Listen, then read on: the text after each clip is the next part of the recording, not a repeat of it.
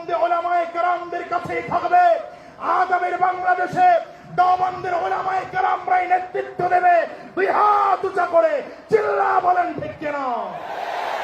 নারে তাকবীর।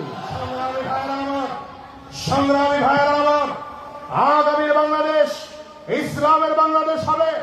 আগামীর বাংলাদেশ কোরআনের বাংলাদেশ হবে। আগামীর বাংলাদেশ মৌলবাদীদের বাংলাদেশ হবে। আগামীর সংসদ কোরআন দিয়ে চলবে। আর সেই সংসদের নেতৃত্ব দিবেন আল্লামা মামুনুল হক। সেই সংসদের নেতৃত্ব দেবেন মুফতি সৈয়দ ফয়জুল করিম শায়েখ জামানাই।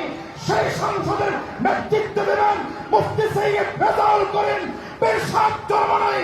সেই সংসদের নেতৃত্ব দেবেন উলামায়ে কেরাম।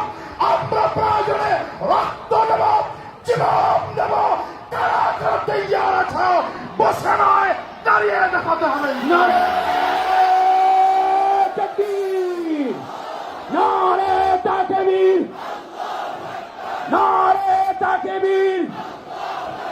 দুনিয়ার মুসলিম ওহুদের হাতিয়ার, বদরের হাতিয়ার।